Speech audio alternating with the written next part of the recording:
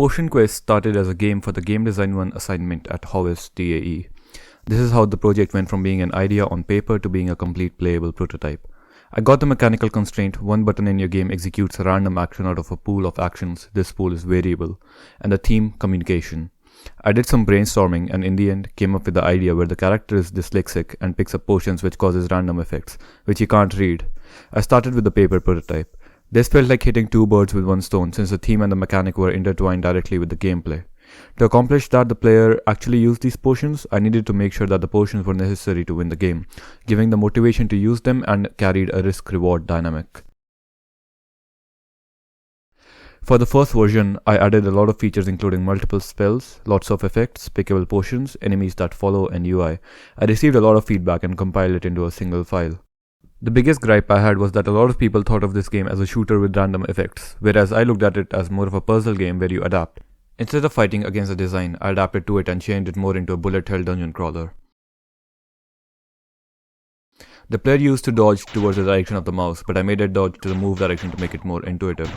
I added negative effects to add risk, made potions last shorter but be stronger to incentivize spamming, because people were being very careful with their potions. People were confused as to what was happening, so I added text showing up when the effects happened to make stuff clearer, and I added cursor locking because the mouse kept going out of the screen. I also added enemies that throw potions, more effects, a tutorial, and sound effects as new content. For the second feedback, I did the same thing and compiled everything I got into a single file. One person didn't understand mana, so I made it clear in the tutorial that shooting spells costs mana. I added the potions above player's head to make it obvious what potion exists in the player's inventory, and also added controls there to avoid player confusion on when they could use the potions. I made the player flash on low health so the player knows when to use the health potion. I reduced the dodge distance as requested by a player, and made the enemy fire rate less because the bullets were cancelling each other at the same rate, leading to frustration. In addition to all of this, I added 2 more levels for more content. What a surprise, I had to compile every single feedback I got in the new file to make it easier to find the common things and improve my game on the basis of that. Some people were confused by what represented health and mana, so I added text to health and mana bars to make it easier to identify what is what. Also, I changed the color of the health bar from green to red. Since the health potions were red, now you can easily associate what is what just by color. I reduced the number of enemies in the first 2 levels because new players found it too hard to get into the game. I added an alcohol mode effect in the game, but it was making multiple people nauseous, so I had to tone down the effect even though I was pretty proud of it. Now that the effect information was displayed on consuming the potion, the text on the left became redundant and was causing information overload, so I removed it.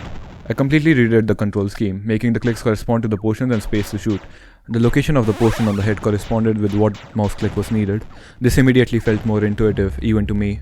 I added the text to hold to shoot so people wouldn't have to keep pressing the button. I changed the tutorial to be less direct and show only the buttons instead of long paragraphs of text. Some people found the camera angle to hide certain actions, so I changed it to be more of a bird's eye view to make it easier to see everything. It was possible to finish the game without killing all the enemies just by skirting around them and reaching the end goal, so I made it compulsory to kill all the enemies to finish a level. Players were running out of mana and stacking up health potions, so I changed the chance of mana potions spawning from half times to 2/3 times, and health potions from half times to 1/3 times. This made most of the potions get consumed. To finish everything off, I added a main menu and adjusted the player and enemy colliders to award the player affordances. It's better to hit something that you didn't hit and better to miss something that did hit you than vice versa. I think the pivot in the direction from being a puzzle dungeon crawler to a bullet hell dungeon crawler really made the project way more fun, and the random effects turned out to be way more fun than I expected. Overall, I'm quite happy with the resulting game, Potion Quest.